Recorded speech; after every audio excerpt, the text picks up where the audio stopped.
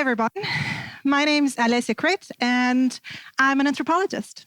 In my academic career, I looked at businesses and customers, lately from a more anthropological perspective. Today, I'm going to tell you how to make sustainable consumption possible and how can you contribute towards it.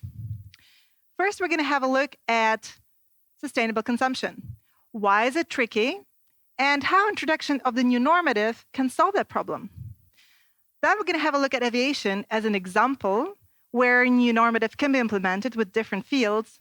And finally, we're going to have a look at the bonus part if sustainable consumption is really for everybody.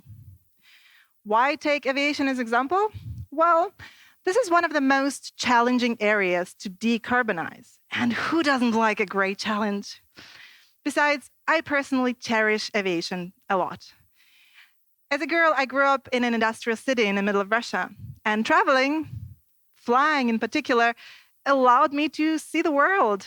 I got to study in an old traditional university in Ireland, do a semester abroad in Japan, work for a top university in the Silicon Valley, conduct research with the Spanish National Research Council, and do a PhD in the top 10 unis worldwide, all that before I turned 24. So let's have a look at it. Sustainability. It's a tricky thing. An ability to sustain, to develop using only the resources available without compromising the quality of life of those who are going to come after us. The ecological dimension of sustainability is at least as important as social and economical one. So issues like fair working conditions and circular economy also must be looked at. Sustainable consumption is even a little bit more tricky. A lot of people consider sustainability to be important, even cite it as their personal value. Yet when it comes to our everyday today consumption, we tend to fail on our values. Things like flying. You know it's harmful for the environment. It's burning fuels at a 10 kilometers height. It leaves there particles, condensation trails, CO2, which is likely not going to be removed from the atmosphere for the next hundreds of years because air movement in the stratosphere is nowhere as fast as it is down here. It is harmful for the climate, but still you're going to go and book your next flight. Such inability to act upon your values comes under the attitude-behavior gap. And there are multiple reasons for that. Some of them are psychological. Our brain doesn't like change. Tomorrow has to be like yesterday because every change means extra valuable energy wasted. Sometimes it's about money. Such sustainable options often are more expensive. Sometimes it's about time. At the time of purchase, when the product or service is not available, we tend not to take our time to look for an alternative. Others don't believe that one-man action is going to save the world, so we leave things the way they are, the way they have always been, the way of more convenience, the way of less resistance. So when does change then happen at all? Well, we always have those pioneers or first movers who are willing to take their time and money to look for these options. The rest of us are likely to go on our own path. When as more profound change happens is when different actors and organizations start implementing these rules into the areas they have influence on. Organizations like schools, universities, communities, countries, companies. Imagine going in a cafe before you take a flight and ordering a drink, and you just don't get a straw with it. Consider it unnecessary by definition. If you ask for one, they might give you a multiple-use one, like a metal straw. In this particular example, the whole process has been already taken care of. The analysis, the research, the logistics. So the solution is just there in front of you. And in this case, you are more likely to take on that solution and make it your own. So does that work with bigger things like flying? Let's have a look. I've been working on aviation lately a lot, and I brought with me a couple of exciting technologies that are being worked on. Battery-driven planes, hydrogen planes, sustainable aviation fuels. These are technologies that hundreds of smartest engineers are working on right now to make them more efficient and hence more affordable.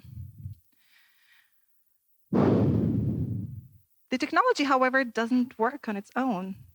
It needs people who understand why is it important, how does it work. You need purchasing power for it, you need investment for it, you need acceptance for it. And these are the different fields where I'm suggesting we can implement the new normal already right now, so we can help those engineers in their tasks. Let's have a look at it. I brought one of the technologies that with me is the battery-driven planes. These are exciting because they don't burn any fuel. They don't leave any particles, no condensation trails. Unfortunately, the current technology only allows us for smaller carrying capacity and shorter distances. Nonetheless, countries like Sweden already announcing now that they want to make all their domestic flights by 2030 on battery-driven planes, which is exciting. So the question is, how we can help that? Well, here comes one of the implementation fields. I brought a helmet with me today as a metaphor for things we can work on and build up on. So first implementation field are battery research. If you happen to work in a research institution, make a list of strategic sustainable topics and champion them. Create direct financing schemes, support startups in the area, create co-working places for them, make it easy for new students, for the girls and guys to come in and start contributing towards these areas. Things like battery research are not only important for aviation, but for other industries too. So make it the new normative so that they can come in and contribute. Another exciting technology that I brought with me today are hydrogen planes. These are different because they take hydrogen as a source of energy. To make green hydrogen, you take water, you split it with renewable energy, and here comes it out. By burning, it turns back into water, which is great. The tricky bit about hydrogen is that it has 3 times volume of our conventional kerosene. So can you imagine how these planes would look like? 2 times as wide or maybe 2 times as long? Well, probably not. But they are likely to have less carrying capacity, but good for medium range traveling, which is super exciting too. So what will this technology need? Just like the battery-driven planes, they will need more renewable energy. So this is another implementation field we can work on. Advocate for more renewable energy. Windmills, photovoltaics, geothermal energy if you happen to live in countries like Iceland. Here in Germany, our electricity mix is 50% renewable. In countries like Russia, the number is about 6%. So there is a lot of work that needs to be done.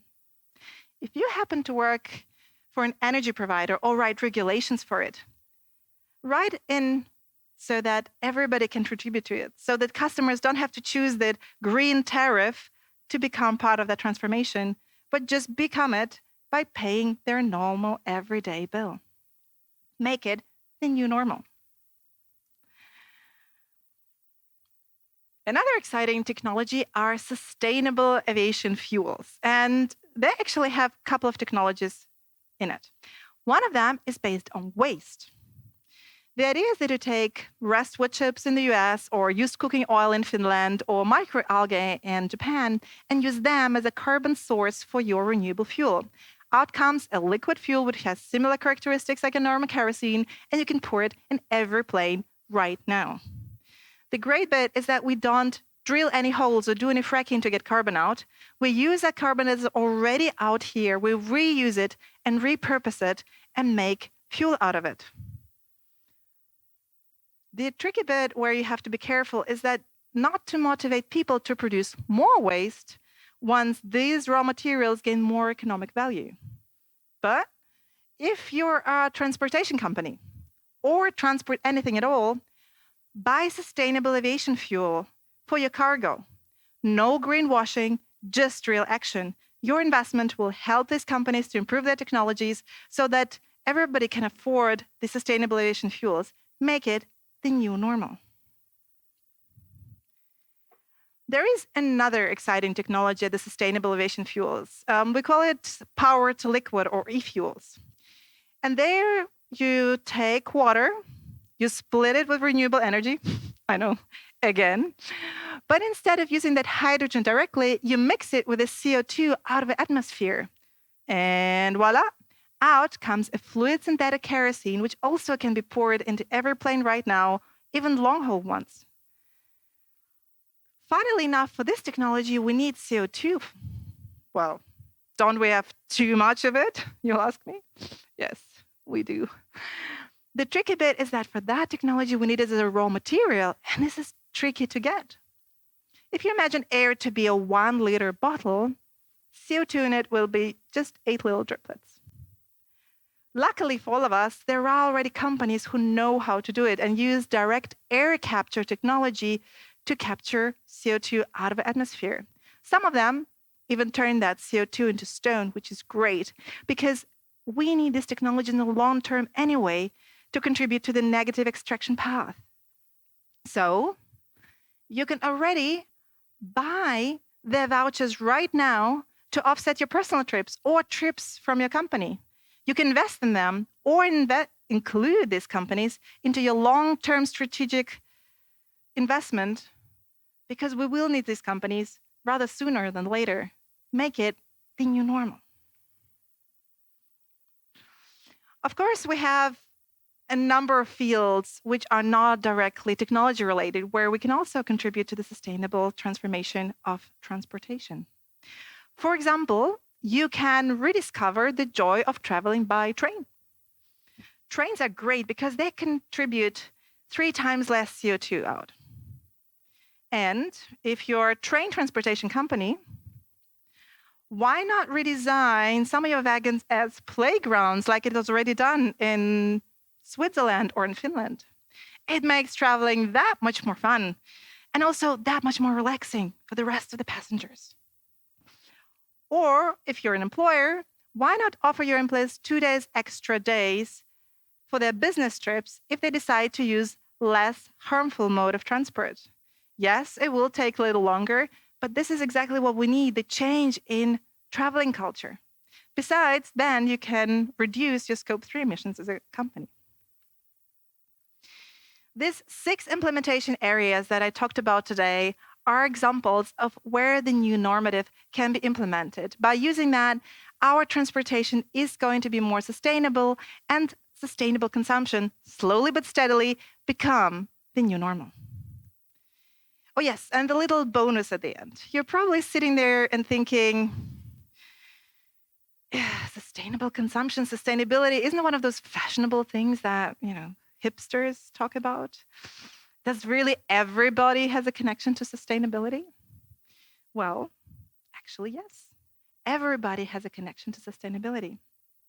I was involved in a research project where we found out that sustainability has a very close connection to the notion of nostalgia. In a good way. In order to decide which bits need to be sustained for the future, you first look back and decide which bits are worth preserving to start with. So what is your personal connection to sustainability? Is it a lake you used to skate on and now doesn't even get frozen in winter? Is it a beer you used to enjoy and didn't contain any microplastic? Good old times. Or is it a beach you were hoping your children to play at and now gets shorter every other year because of the rising sea levels? You can use this strong connection between sustainability and nostalgia to bring more people on board. Your customers, your chefs, your employers, your fellow citizens. Ask them about their personal connection to sustainability. Listen to them. Understand them. Make sustainable consumption possible. Thank you.